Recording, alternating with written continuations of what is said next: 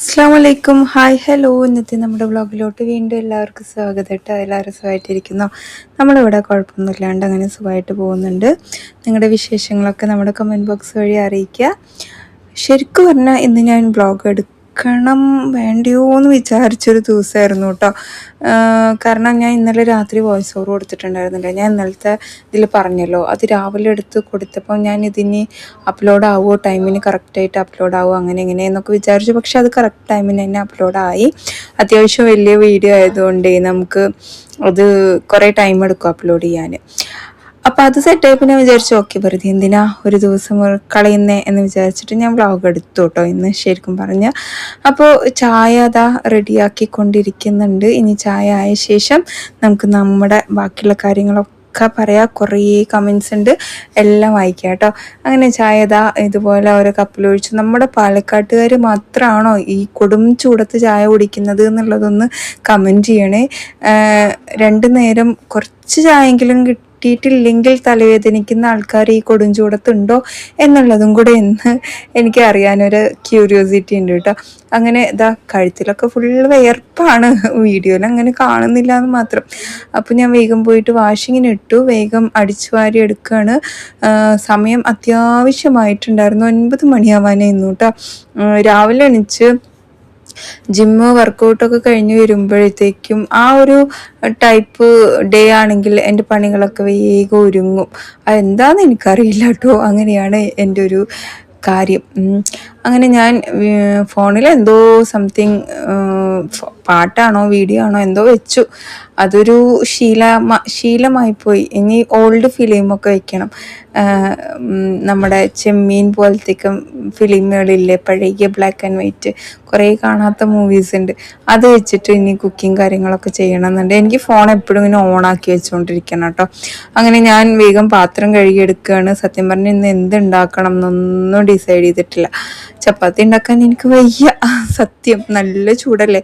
അപ്പം ഞാൻ കുറച്ച് കുഴച്ചെടുത്തിട്ട് അതിനെ മിക്സിയുടെ ജാറിലൊന്ന് അടിച്ചെടുത്ത് കഴിഞ്ഞാൽ നമുക്ക് ഗോതമ്പ് കൊണ്ട് പുട്ടുണ്ടാക്കാൻ പറ്റും ഈ ഒരു ടൈപ്പിൽ. പിന്നെ ഞാൻ ഇത് ഇച്ചിരി കട്ട പോലെ ആയപ്പോൾ ഞാൻ നെക്സ്റ്റ് കുറച്ചും കൂടെ ഇതുപോലെ ആക്കിയെടുത്തു. പിന്നെ അതിൽ ഉപ്പൊക്കെ ഇട്ടിട്ട് ഇതൊന്ന് സെറ്റാക്കി അവിടെ വെച്ചിട്ടുണ്ട് കേട്ടോ.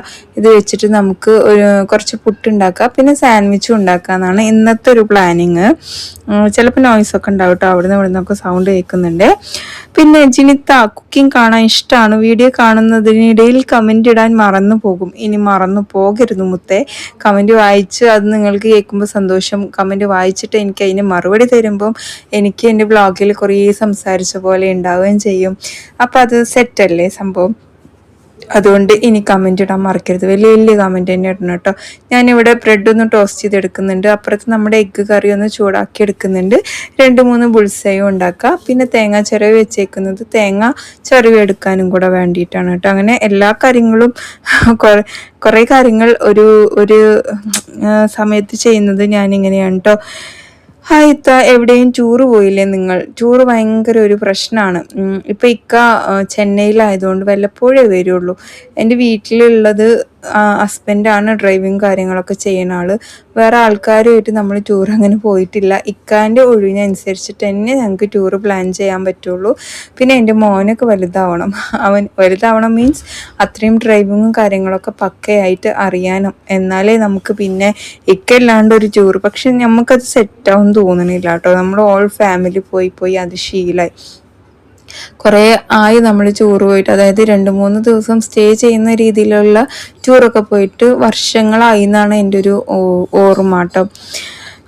ഇനി നോക്കാം. ഓക്കെ. പിന്നെ ജീവിതം ഈ പറഞ്ഞ പോലെ മരിക്കോളം നീണ്ടെന്ന് പറഞ്ഞ് കിടക്കല്ലേ. എന്ന് മരിക്കുന്ന ആർക്കറിയാലേ, ചിലപ്പോൾ നാളെയാ, ആർക്കറിയാം.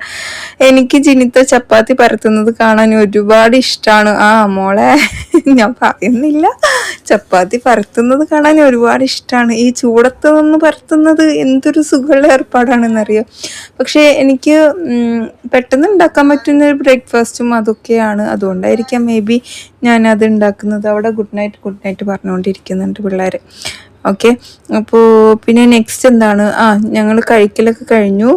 ഇനി ഇതാ ചായ വെക്കുകയാണ്. കഴിച്ച് കഴിഞ്ഞിട്ടുള്ള ചായ ഒന്ന് സെറ്റാക്കി എടുത്തു കഴിഞ്ഞാൽ ബ്രേക്ക്ഫാസ്റ്റിൻ്റെ പരിപാടി കഴിഞ്ഞു.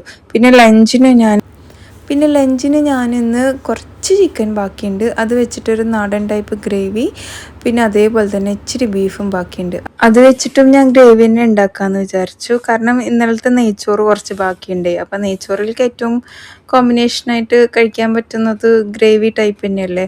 അപ്പോൾ അതങ്ങനെ സെറ്റാക്കാൻ വിചാരിച്ചു. നമുക്ക് കുറച്ച് പാത്രങ്ങൾ അധികം കഴുകാനുണ്ട്, വേഗം കഴുകിയെടുക്കുകയാണ് കേട്ടോ.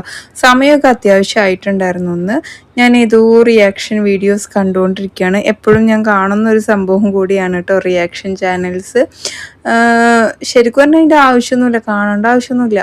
ഇതാ ബീഫ് ഒന്ന് കഴുകിയെടുക്കുന്നുണ്ട്. അത് ഇനി ചെറിയൊരു പീസാക്കിയിട്ട് എടുക്കണം. പിന്നെ ചിക്കൻ ഇതാ ഐസൊന്ന് പോകാൻ വേണ്ടിയിട്ട് അതും കുറച്ച് പാർട്സ് അങ്ങനെയൊക്കെയുള്ള സംഭവങ്ങൾ ഇനി ഉള്ളൂ കേട്ടോ. പിന്നെ ഞാൻ വേഗം മുറ്റൊന്ന് അടിച്ചു വാരി എടുക്കുന്നുണ്ട്. രാവിലെ അടിച്ചു വരാൻ പറ്റിയില്ല, ഒരു 10-11 മണിയൊക്കെ ആയിട്ടുണ്ടാവും കേട്ടോ. അപ്പോൾ ഞാൻ ഈ ഒരു ടൈമിലാണ് അടിച്ചു വരുന്നത്. എൻ്റെ മോനും അങ്ങനെ ചോദിക്കുമായിരുന്നു. +1 പഠിക്കുമ്പോൾ NSS ക്യാമ്പിന് പോയപ്പോൾ എന്നോട് പറഞ്ഞു, ഉമ്മച്ചി മനസ്സിലായി അടുക്കളപ്പണിയുടെ ഗതികേട്. അവർ ഓരോ ദിവസവും ഓരോ കുട്ടികളായിരുന്നു ഇത്ര കുക്കിംഗ്. അപ്പോൾ അതിൻ്റെ ഗതികേട് മനസ്സിലായി എന്ന് പറഞ്ഞു. പ്രത്യേകിച്ച് ഈ ഒരു ചൂട് ടൈമിലൊക്കെ ആയതുകൊണ്ടാണ് നമുക്ക് ഇത്ര ബുദ്ധിമുട്ട്. ഇല്ലെങ്കിൽ ഇഷ്ടപ്പെട്ട് ചെയ്യുകയാണെങ്കിൽ അതൊരു രസമുള്ള കാര്യം തന്നെയാണ്.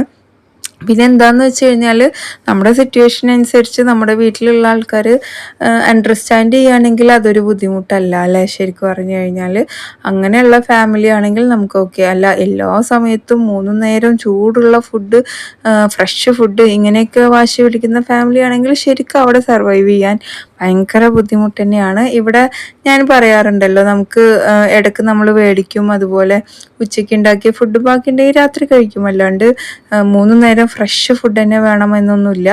പിന്നെ എനിക്കെന്താന്ന് വെച്ച് കഴിഞ്ഞാൽ ചപ്പാത്തി രാത്രി ഉണ്ടാക്കുന്ന കാരണമാണ് നമുക്ക് 3 നേരം കുക്കിംഗ് വരുന്നത് കേട്ടോ. ഉച്ചയ്ക്കുള്ള ഫുഡ് തന്നെ നമുക്ക് രാത്രിയും കഴിക്കുകയാണെങ്കിൽ അത് അങ്ങനെ കഴിഞ്ഞു കിട്ടും. ഇത് കുട്ടികളെ ഞാൻ ചെറുപ്പം മുതൽ അങ്ങനെ ശീലാക്കിയതാണ്. കുറേ എൻ്റെ മിസ്റ്റേക്കാണ്. അവർ രാത്രി അങ്ങനെ ചോറ് കഴിക്കാറില്ല, ആരും കഴിക്കാറില്ല, അവരെന്നല്ല. അപ്പോൾ ഇനി അത് സെറ്റാക്കുമെന്ന് അറിയില്ല. ഇന്ന് ഞാൻ ചപ്പാത്തി ഉണ്ടാക്കിയപ്പോൾ ഞാൻ പറഞ്ഞു നമുക്ക് ഓട്സ് മേടിക്കാം, എന്നിട്ട് ഒരൊറ്റ കുറുക്കൽ എല്ലാവർക്കും ഓരോ ഗ്ലാസ്സിലാക്കി അങ്ങ് കുടിക്കാം എന്ന് പറഞ്ഞു കേട്ടോ. അത് നല്ലൊരു തീരുമാനമല്ലേ ഈ ഒരു ചൂടുകാലം കഴിയണവരെ. അപ്പോൾ എന്തായാലും ഞാനിവിടെ ബീഫ് ഒന്ന് നുറുക്കിയെടുത്തിട്ടുണ്ട്. ഇച്ചിരി ബീഫ് തന്നെ, അത് വെച്ചിട്ട് ഇച്ചിരി ഗ്രേവി തന്നെ ഉണ്ടാക്കിയിട്ടുള്ളൂ. നമ്മുടെ വെളിച്ചെണ്ണയിലോട്ട് വലിയ ജീരകം, ഉലുവ, പട്ട, ഗ്രാമ്പൂ, ഏലക്ക ഇതെല്ലാം കൂടെ ഇട്ടിട്ട് ഒന്ന് പൊട്ടിച്ച ശേഷം ഞാനിവിടെ വലിയുള്ളി കട്ട് ചെയ്തതും തക്കാളിയും പച്ചമുളകും കൂടെ ചേർത്തി കൊടുക്കുന്നുണ്ട് കേട്ടോ. ഓരോന്നായിട്ട് ഇടുമ്പോൾ അപ്പം അതൊന്ന് ചേർത്തി പച്ചമുളകും ചേർത്തി ഇച്ചിരി ഉപ്പിട്ടിട്ട് ഇതൊന്ന് വഴറ്റിയെടുക്കണം. ഇനി നമുക്ക് ഇതിലോട്ട് ഇഞ്ചി വെളുത്തുള്ളി പേസ്റ്റും കൂടി ആഡ് ചെയ്ത് കൊടുത്തിട്ട് വീണ്ടും നന്നായിട്ടൊന്ന് ഇളക്കിയെടുക്കുന്നുണ്ട്. പൊടികളായിട്ട് ഞാനിവിടെ മഞ്ഞൾപ്പൊടി 1/2 സ്പൂണ്, മല്ലിപ്പൊടി 2 സ്പൂൺ ചേർത്തിട്ടുണ്ട്. 1 സ്പൂൺ മതി കേട്ടോ ശരിക്ക്. പിന്നെ മുളക് പൊടി 1 സ്പൂൺ ചേർത്തിട്ടുണ്ട്. 1/2 സ്പൂൺ കുരുമുളക് പൊടി ചേർത്തിട്ടുണ്ട്. പിന്നെ നമ്മൾ എന്താ പറയുക, ബീഫ് കട്ട് ചെയ്തത് കഴുകി വൃത്തിയാക്കിയിട്ട് അതും കൂടെ ചേർത്തിയെടുക്കുന്നുണ്ട്. ഇനി നമുക്കിതിലോട്ട് ഇച്ചിരി ഉപ്പും ചേർത്തിട്ട് നന്നായിട്ട് മിക്സ് ചെയ്തിട്ട് കുറച്ച് വെള്ളം ഒഴിച്ചോട്ടോ. നമുക്കിത് ഗ്രേവി ടൈപ്പ് അല്ലേ വേണ്ടത്. അപ്പോൾ ഇച്ചിരി വെള്ളം കൂടെ ഒഴിച്ചിട്ട് വീണ്ടും നന്നായിട്ട് ഇളക്കിയിട്ട് നമുക്കിത് അടച്ച് വെച്ചിട്ട് ഏകദേശം ഒരു 4-5 വിസിലെങ്കിലും അടുപ്പിക്കണം. ബീഫിൻ്റെ വേവ് നിങ്ങൾ മേടിക്കുന്നതിന് അനുസരിച്ച് ഇരിക്കുന്നതാണ് എനിക്ക് തോന്നുന്നത്. നെക്സ്റ്റ് ഞാൻ ചെറിയ രീതിയിലൊരു ചിക്കൻ ഗ്രേവിയും കൂടി ഉണ്ടാക്കിയെടുത്തിട്ടുണ്ട്. വെളിച്ചെണ്ണയിലോട്ട് പട്ട, ഗ്രാമ്പൂ, ഏലക്ക, ചെറിയ ജീരകം, വലിയുള്ളി, പച്ചമുളക്, തക്കാളി, കറിവേപ്പിലയൊക്കെ ഇട്ട് ഇച്ചിരി ഉപ്പിട്ടിട്ട് വേഗം ഒന്ന് വഴറ്റിയെടുക്കുന്നുണ്ട്. ഞാൻ ഇതെല്ലാം ഒന്നിച്ച് തന്നെ ഇടാറ് കേട്ടോ. എൻ്റെ കുക്കിംഗ് ഭയങ്കര സ്ലോ ഒന്നും ആയിരിക്കില്ല. അത് തക്കാളിയും അതിൻ്റെ കൂടെ ഇട്ടു എന്ന് വിചാരിച്ചിട്ട്. ഇപ്പുറത്ത് നമ്മുടെ വിസിൽ വന്നുകൊണ്ടിരിക്കുന്നുണ്ട് ബീഫിൻ്റെ. അപ്പോൾ നോക്കുമ്പോഴത്തേക്കും നമ്മുടെ ഉള്ളികളൊക്കെ ഒന്ന് വഴണ്ട് വന്നിട്ടുണ്ട്. ഇഞ്ചി വെളുത്തുള്ളി പേസ്റ്റ് ആഡ് ചെയ്ത് കൊടുക്കുക കേട്ടോ. പൊടികൾ വളരെ കുറവ് മതി. ഞാൻ ഇതിലോട്ട് ആദ്യം തന്നെ മഞ്ഞൾപ്പൊടി ചേർത്തിട്ടുണ്ട്, പിന്നെ മല്ലിപ്പൊടിയും മുളക് പൊടി ചേർത്തിട്ടുണ്ട്, കുരുമുളക് പൊടി ഇത്രയും മതി. മല്ലിപ്പൊടിയും മുളക് പൊടിയും ഏകദേശം ഒരു 3/4 സ്പൂൺ ചേർത്തിയാൽ മതി. ഇനി കഴുകി വൃത്തിയാക്കിയ ബീഫും ആഡ് ചെയ്ത് കൊടുത്ത് ഇച്ചിരി വെള്ളം ഒഴിച്ച് കൊടുത്തിട്ട് നമുക്കിത് അടച്ച് വെച്ചിട്ട് വേവിച്ചെടുക്കാം. പെട്ടെന്ന് വെന്ത് കിട്ടും. ചെറിയ ചെറിയ പീസസ് മാത്രമാണ്. അപ്പോൾ നമ്മുടെ ചിക്കൻ ഗ്രേവി ഇവിടെ റെഡി. ഇച്ചിരി ലെമൺ ഒന്ന് യൂസ് ചെയ്തെടുത്താൽ മതി കേട്ടോ. പിന്നെ ഞാൻ ചീര തോരനാണ് ഉണ്ടാക്കിയത്. ഇപ്പോൾ ചീര സുലഭമാണല്ലോ, അപ്പോൾ പിന്നെ തോരഞ്ഞുണ്ടാക്കുക. പിന്നെ ഇവിടെ വേറൊരു ടൈപ്പ് കറി ഉണ്ടാക്കും, പക്ഷെ അതിന് ഭയങ്കര പിഞ്ച് ഇളം ചീരയെ പറ്റുള്ളൂ എന്ന് പറഞ്ഞു കേട്ടോ. ഈ ടൈപ്പ് ചീരയ്ക്കൊക്കെ തോരൻ അല്ലെങ്കിൽ പരിപ്പ് ചീര കറി അതാണ് ബെസ്റ്റ്. അപ്പം ഞാൻ വേഗം ഇതാ ഒന്ന് അരിഞ്ഞെടുത്തിട്ട് അതുകൊണ്ട് നമ്മൾ ഉപ്പേരി ഉണ്ടാക്കി. പിന്നെ കുളിയൊക്കെ കഴിഞ്ഞ് വരുമ്പോൾ ഒരാൾ ഇവിടെ ഇരുന്ന് ടി വി കാണുന്നു. നട്ടുച്ച വെയിൽ, ആഹാ എന്താല്ലേ, കാണുമ്പോൾ തന്നെ പൊള്ളുന്നു നമുക്ക്. അപ്പോൾ കുറച്ച് നേരം അവിടേക്ക് നിന്ന് വെറുതെ വെയിലത്ത് നോക്കി നിന്നു, വെറുതെ ഒരു രസം. പിന്നെ ഇതാ ബീഫ് ഇങ്ങനെ ആയിട്ടുണ്ടായിരുന്നു, ഒന്ന് ഇളക്കി സെറ്റാക്കിട്ടോ. കൊതിയാവുന്നുണ്ടോ കാണുമ്പോൾ?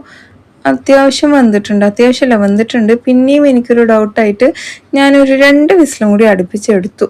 പിന്നെ എല്ലാം കൊണ്ടുവച്ചു. ഇത് ഇപ്പം ഞാൻ ഇട്ടേക്കുന്ന നൈറ്റി കഫ്താൻ നൈറ്റിയാണ് കേട്ടോ. അതിൻ്റെ ഫുള്ളായിട്ടുള്ളത് നാളത്തെ വ്ളോഗിൽ കാണാം അല്ലേ. അതെന്താ മുത്തേ, അങ്കമാലി മാംഗോ കറി ഉണ്ടാക്കിയപ്പോൾ ഫ്ലോപ്പായത്? ഭയങ്കര ഈസിയാണല്ലോ ഉണ്ടാക്കാൻ. തേങ്ങാപ്പാൽ ഒഴിച്ചപ്പോൾ എന്തെങ്കിലും പ്രശ്നം പറ്റിയോ? കമൻറ്റ് വായിക്കുന്നത് കേൾക്കാൻ വേണ്ടി കമൻറ്റ് ഇടുന്നതാണ് എന്ന് പറയുന്നുണ്ട്. Thank you so much. Super super super. Frock nightie look good for you, me comfort with frock nightie. Okay, thank you so much. അതുപോലെ കുറേ പേര് ഗുഡ് പറഞ്ഞിട്ടുണ്ട്. ജിനി ചായ ഉണ്ടാക്കുന്നത് കാണാൻ എനിക്ക് ഭയങ്കര ഇഷ്ടമാണെന്ന് പറയുന്നുണ്ട്. Thank you so much. പിന്നെ FBയിൽ കാര്യമായിട്ടൊന്നും നിങ്ങൾ കമൻറ്റ് ഇടുന്നില്ല, ഭയങ്കര വിഷമമുണ്ട് കേട്ടോ. കുറച്ച് വലിയ കമൻറ്റ് ഇടുക. അങ്ങനെ ലഞ്ചൊക്കെ വിളമ്പി എല്ലാവരും കൂടെ കഴിച്ച് ഇനി കുറച്ച് നേരമൊക്കെ റെസ്റ്റ് എടുത്ത് ഈവനിങ് ഒരു 5 മണിക്കാണ് കേട്ടോ നമ്മൾ ചായ വെക്കാൻ വേണ്ടിയിട്ട് കിച്ചണിൽ പോണത്. ചായ ഇല്ലാത്തൊരു ദിവസമില്ല എന്ന് പറഞ്ഞ പോലെ. ജിനി ഈ ചൂടത്ത് ചപ്പാത്തി എങ്ങനെ ഉണ്ടാക്കി മോളെ? ജിനിയുടെ ഫുഡ് കഴിക്കാൻ ഞാൻ ഒരു ദിവസം വരും ഇൻഷാ അല്ലാ എന്ന് പറയുന്നുണ്ട്. ഓക്കെ, നമുക്ക് നോക്കാം. പിന്നെ മോളെ ഫുഡ് സൂപ്പർ, താങ്ക് യു. പിന്നെ കുറേ ലൈക്കും കമൻറ്റും ഒക്കെ ഇട്ടിട്ടുണ്ട് കേട്ടോ നമ്മുടെ FBയിൽ. പിന്നെ ഇതാ ഈവനിങ് ഞാൻ ചായ ഉണ്ടാക്കാൻ വേണ്ടിയിട്ട് കിച്ചണിലോട്ട് വന്നു. ഞാൻ ചായ തിളച്ച് ഞാൻ പിന്നെ അവിടെ നിൽക്കൂല. പൊടി നന്നായിട്ട് ഇറങ്ങണമല്ലോ. ഇറങ്ങണ സമയത്ത് ഞാൻ ഹാളിൽ പോയിരിക്കും. പിന്നെ ചായ ആയി എന്ന് ഉറപ്പ് വരുത്തിയ ശേഷം മാത്രം കിച്ചണിലോട്ട് വരും കേട്ടോ. അങ്ങനത്തെ പണികൾക്കൊക്കെ അങ്ങനെയാണ് ചെയ്യാറുള്ളത്. ശരിക്കും തന്നെ കട്ടിങ് കാര്യങ്ങളൊക്കെ നമുക്ക് ഹാളിലൊക്കെ ഇരുന്ന് ചെയ്തിട്ട് കുക്കിംഗ് മാത്രം കിച്ചണിൽ ചെയ്യുന്ന രീതിയിൽ എനിക്കെന്താ അത് പറ്റാത്തതെന്ന് പറഞ്ഞു കഴിഞ്ഞാൽ, ഞാൻ വീഡിയോസൊക്കെ എടുക്കുമ്പോൾ ഒരു ഭാഗത്തല്ലേ സ്റ്റാൻഡും കാര്യങ്ങളൊക്കെ ഫിക്സ് ചെയ്യുക. നിങ്ങൾക്കൊക്കെ പുറത്തു പോയിരുന്ന് നല്ല തണലുള്ള സ്ഥലത്ത് കേട്ടോ, നട്ടുച്ച വെയിലത്തല്ല ഞാൻ ഉദ്ദേശിക്കുന്നത്. അപ്പോൾ ആ കിച്ചണിലുള്ള ഒരു ശ്വാസം മുട്ടൽ മാറിക്കിട്ടുമല്ലോ. അങ്ങനെ ചായ റെഡി, ചായ കുടിച്ചു. പിന്നെ ദോശയ്ക്ക് ഞാൻ കുറച്ച് വെള്ളത്തിലിട്ടിട്ടുണ്ടായിരുന്നു. ഇവിടെ ഞാൻ 4 നാഴി നമ്മുടെ പച്ചരി എടുത്താൽ 1 നാഴി ഉഴുന്നെടുക്കും കേട്ടോ അതിലേക്ക്. അപ്പോൾ ഇച്ചിരി ബാക്കി വന്നപ്പോൾ ഞാൻ അത് മാത്രമായിട്ട് ബാക്കി വരണ്ട പറഞ്ഞിട്ട് അത് ഫുള്ള് ഇട്ടു.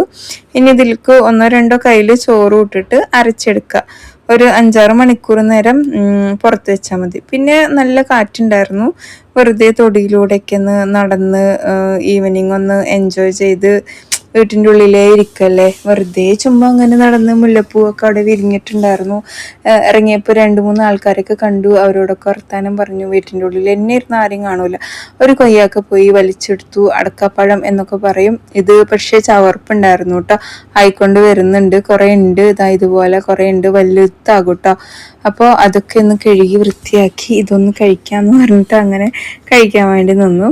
പിന്നെ ഇന്നലെ കണ്ട് ബാക്കി വെച്ചൊരു ഫിലിം ഉണ്ടായിരുന്നു. അത് രാത്രി ഇരുന്ന് കാണാൻ വിചാരിച്ചിട്ട് ഞാനും അയൻകുട്ടിയും ഫുള്ള് ഇരുട്ടാക്കിട്ടോ, ഹാളിലൊക്കെ ഫുള്ള് ലൈറ്റ് ഓഫ് ആക്കി. ലേസ്, ഇതാണ് ഇപ്പോഴത്തെ മെയിൻ ഹോബി. ഫിലിം കാണുമ്പോൾ ലേസോ കുർക്കുറയോ അങ്ങനെ എന്തെങ്കിലുമൊക്കെ കഴിക്കും. നല്ല ഹോബിയിലെ. അപ്പോൾ പെറ്റ് ഡിറ്റക്റ്റീവ് ഇതാണ് കേട്ടോ കണ്ടുകൊണ്ടിരുന്നത്.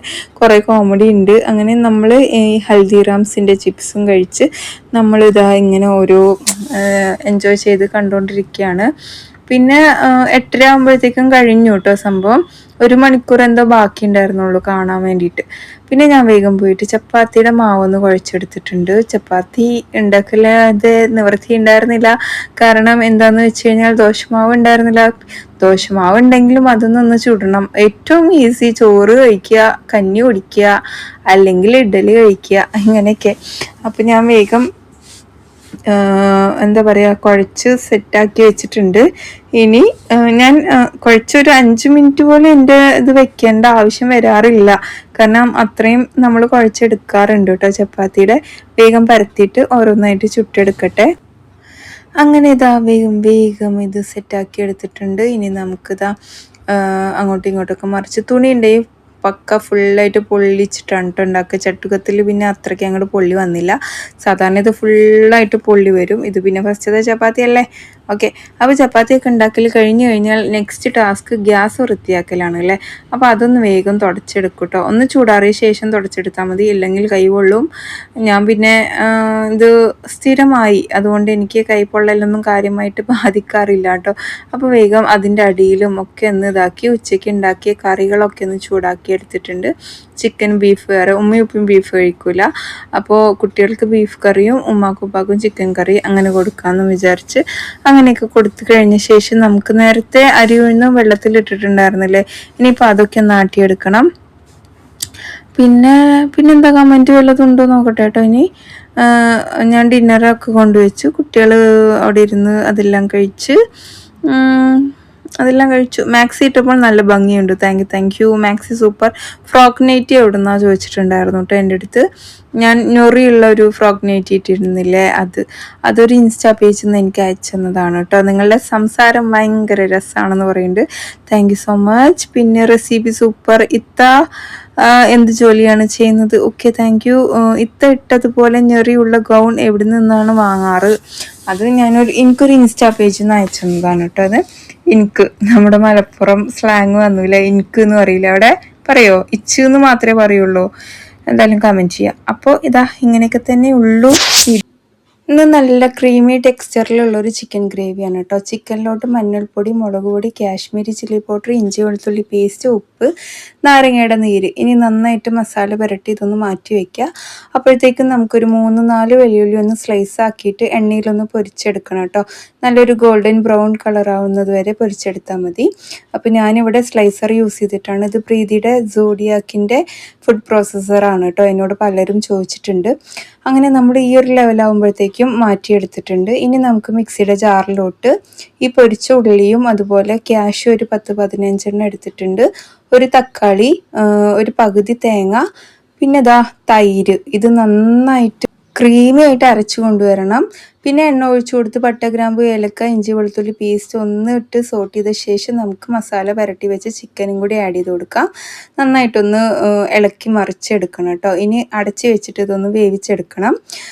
വെന്തുന്ന് ഉറപ്പാക്കിയ ശേഷം മാത്രം നമ്മൾ നേരത്തെ അരച്ച് വെച്ച ആ ക്രീമി സംഭവം ഇതിലോട്ട് ആഡ് ചെയ്ത് കൊടുക്കാം. പിന്നെ 1 സ്പൂൺ നമ്മുടെ മല്ലിപ്പൊടി, 1 സ്പൂൺ മുളക് പൊടി, 1 സ്പൂൺ ചിക്കൻ മസാല ആഡ് ചെയ്ത് കൊടുത്തിട്ടുണ്ട്.